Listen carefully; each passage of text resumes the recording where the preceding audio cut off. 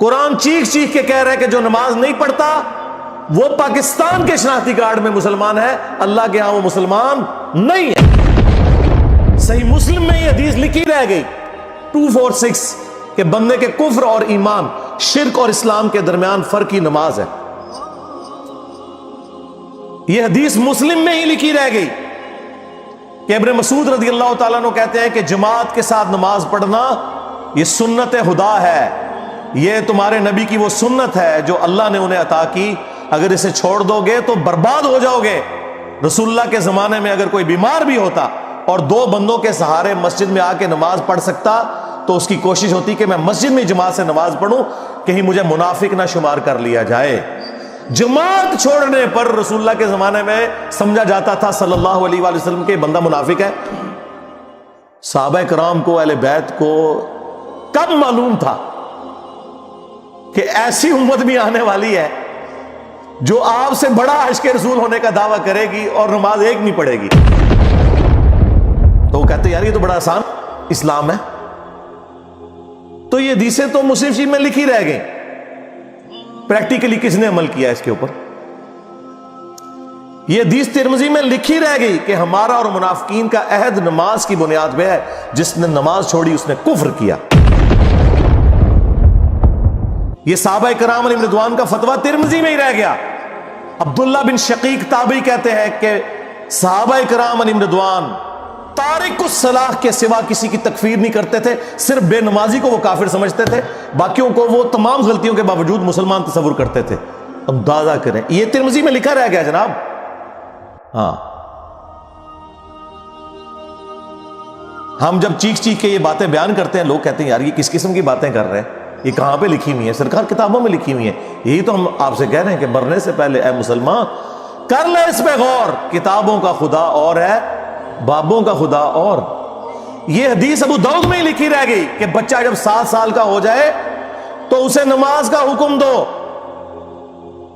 اور نہ پڑھے 10 سال کی عمر میں اسے سزا بھی دو، اور 10 سال کے بچوں کے بستر بھی الگ کر دو۔ یہ ابو داؤد میں لکھی رہ گئی حدیث۔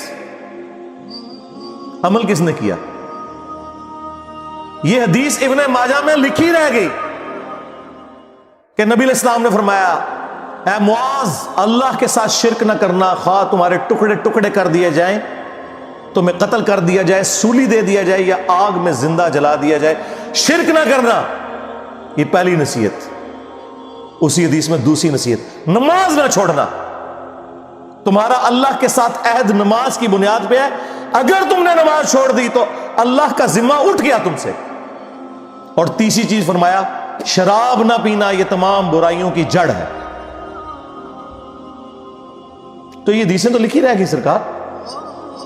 یہ حدیث مسند احمد میں ہی لکھی رہ گئی کہ نبی علیہ السلام نے فرمایا کہ نماز قیامت کے دن نمازی کے لیے دلیل، نجات اور نور ہوگی، اور جو نماز نہیں پڑھتا قیامت کے دن نہ اس کے لیے کوئی دلیل ہوگی اللہ کے حضور بچنے کی، نہ نجات اور نہ کوئی روشنی، نور جو پولیس رات سے گزرنے کے لیے قرآن میں آیا نا، وہ نور۔ اور پھر نبی علیہ السلام نے فرمایا کہ بے نمازی کا حشر اسی حدیث میں آتا ہے، فرعون، قارون اور حامان اور امیہ ابن خلف کے ساتھ ہوگا۔ ہاں جی، کچھ بھی ہے تیرے محبوب کی امت سے ہے۔ محبوب تو پہلے ہی بتا گئے ہیں کہ بے نمازی تیرا حشر تو فرعون کے ساتھ ہونا ہے، تیرا حشر قارون کے ساتھ ہونا ہے، امیہ ابن خلف کے ساتھ ہونا ہے۔ اور یہ تو میں آپ کو صرف ایک بات کر رہا ہوں۔ اب اگر میں قرآن کی توحید بیان کرنا شروع کروں تو قرآن کے پہلے صفحے کا ٹیسٹ دنیا کے کروڑوں مسلمان پاس نہیں کر سکتے۔ ایاک نعبد و ایاک نستعین، یہ قرآن میں لکھا رہے گا۔ ماشاءاللہ فجر کی نماز میں یہ پڑھ کے نکلتا ہے، اور مسجد کے ساتھ جو دربار ہے ریگولرلی حاضری دے کے اس بابے سے بھی مانگ کے گھر آتا ہے۔ تو کیا نماز تو پڑھی؟ تو مسلمان ہے، تیری ہر نماز کی ہر رکعت میں تو یہ نہ پڑھے تیری نماز ہی نہیں ہوتی۔ ایاک نعبد و ایاک نستعین، اے اللہ عبادت بھی تیری کریں گے، دعا بھی تجھی سے مانگیں گے، مدد بھی تجھی سے مانگیں گے۔ یہاں مدد مانا دعا کے، لیکن یہاں مولویوں نے پھر پٹی پڑھا دی، ان کا نہیں جی امی سے روٹی نہ مانگے. اندازہ کریں قرآن کا مذاق اڑا رہے ہیں، حالانکہ انہیں پتہ ہے کہ قرآن میں یہ آیت موجود ہے وَتَعَاوَنُوا عَلَى الْبِرِّ وَالتَّقْوَى وَلَا تَعَاوَنُوا عَلَى الْإِثْمِ وَالْعُدْوَانِ. نیکی اور پرہیزگاری کے کاموں میں ایک دوسرے کی مدد کرو اور برائی میں الگ رہو. قرآن نے بتایا ہے کہ اللہ نے دنیا کو اسباب کے ساتھ جوڑا ہوا ہے. یہاں ایاک نستعین میں دعا کے اعتبار سے بتایا جا رہا تھا کہ غیر اللہ سے نہیں کرنی، ظاہری اسباب کا تو قرآن میں حکم ہے. لیکن دیکھ لیں،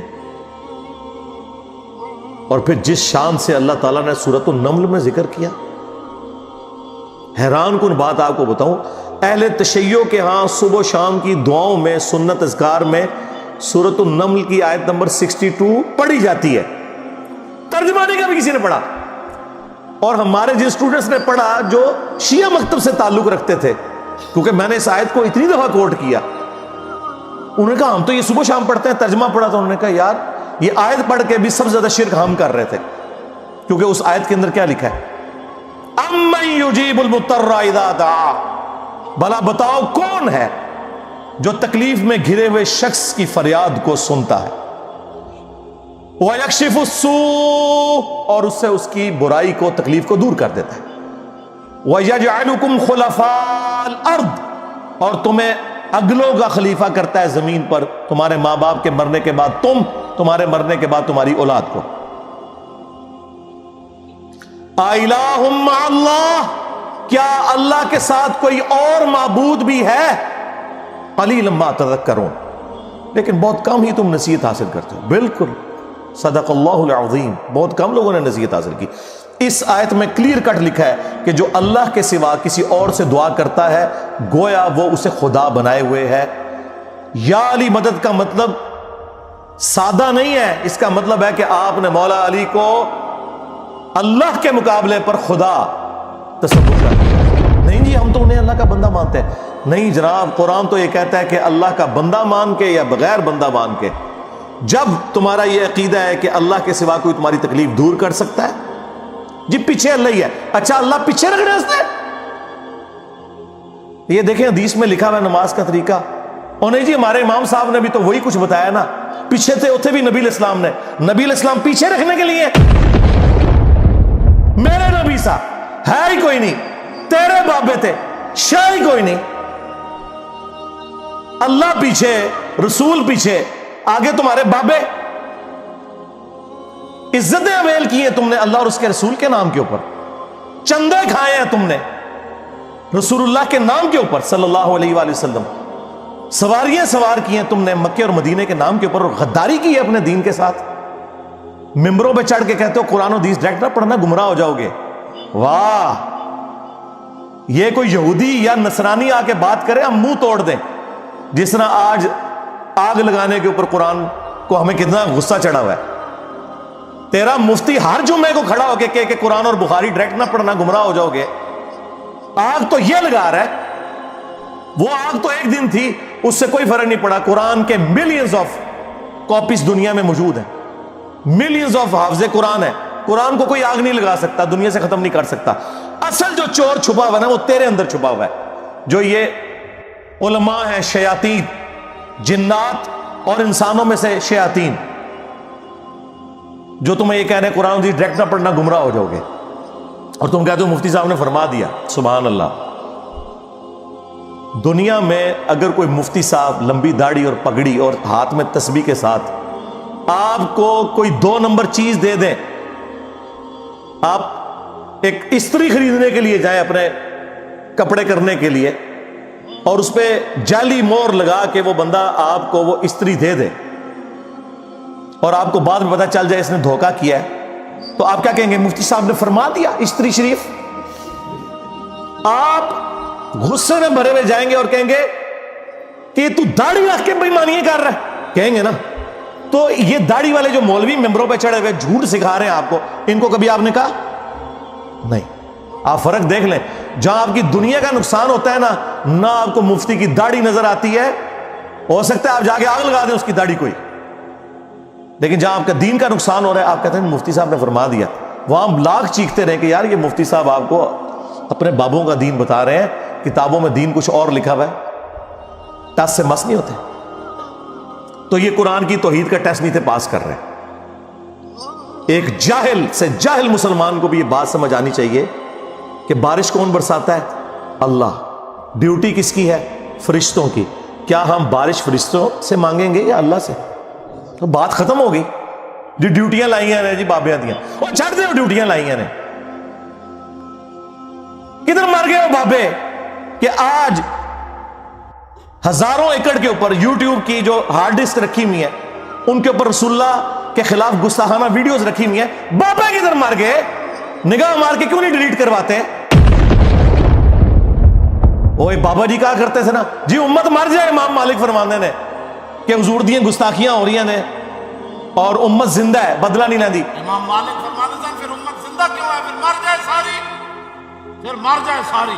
پوری عالم اسلام اس وقت یا تو مر جائے، یا تو مر جائے سارا عالم اسلام، یا پھر حضور کی عزت پر پہ رہتا ہے. بس دو باتوں میں سے ایک بات ہے.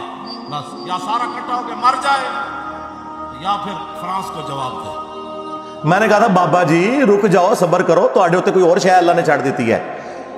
امت بعد ہی مرے، پہلے تیرے بابے کیوں نہیں مر جاندے بابیا جنہاں دی ڈیوٹیاں سن؟ غوث کتب ابدال، انہوں نے اپنے نبی کا کلمہ نہیں پڑھا ہوا؟ وہ کدھر مر گئے جو کل تک اپنے مریدوں کو یوں دیکھ کے تو جلا کے راکھ کر دیتے تھے، آج اتنے بغیرت ہو گئے کہ وہ یوٹیوب سے ویڈیوز نہیں ڈیلیٹ کر سک رہے. لے جائے اپنے بابے تو کسی کام نہیں نکلے.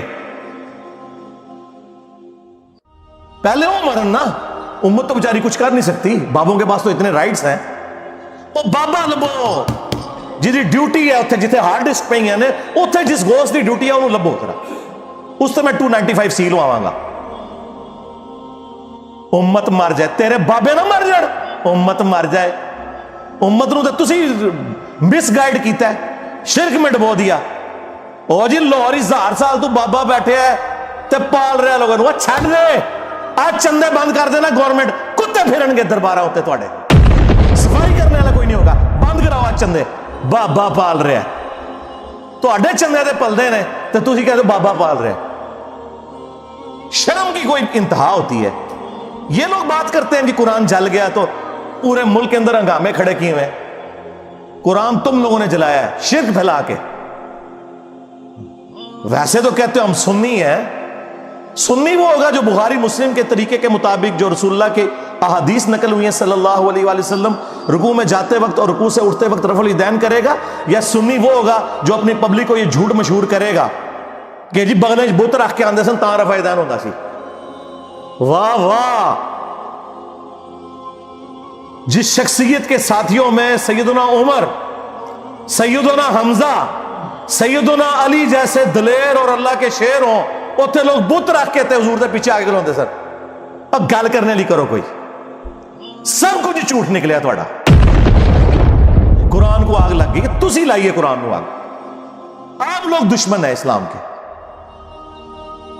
اس سے بڑی کیا دشمنی ہوگی جو لوگوں کو کہتا ہے قرآن و سنت سے جوڑو، اس کو کہتے ہیں جی یہ لوگوں کو گمراہ کر رہا ہے، ہمارے بزرگوں سے ہٹا رہا ہے. جی بالکل اعلانیہ میں کہتا ہوں کہ میں آپ کے بزرگوں سے آپ کی پبلک کو ہٹا رہا ہوں، اس لیے نہیں کہ اپنے ساتھ جوڑوں، کیونکہ نہ تو میری کوئی چندہ بک، نہ میرا کوئی مدرسہ، ہاں نہ میری کوئی مسجد. چندے آپ کو دیں، نمازیں آپ کے پیچھے پڑھیں. ہم توڑ رہے اس لیے نہیں ہے، آپ کے بزرگ ویسے اس لیے توڑتے تھے کہ کسی سے توڑ کے اپنے ساتھ جوڑیں. اصل میں نا انہوں نے یہی جرم کیا، یہ سمجھتے ہیں دوسرے بھی یہی کچھ کرتے ہیں. بندہ خود چور ہے نا دوسرے کو ہی سمجھتا ہے. یہ آپ صحیح کہہ رہے ہیں، یہ ایسے ہی ہوتا رہا ہے. لیکن آج جو شخص آپ پہ اللہ تعالیٰ نے مسلط کیا ہے نا، یہ شخص آپ کے بزرگوں سے توڑ کے اپنے ساتھ نہیں جوڑ رہا، یہ اس کے ساتھ جوڑ رہا ہے جس کی قبر مدینے میں صلی اللہ علیہ وآلہ وسلم. صلو علی محمد و آل محمد، اللہم صلی علی محمد و علی آل محمد.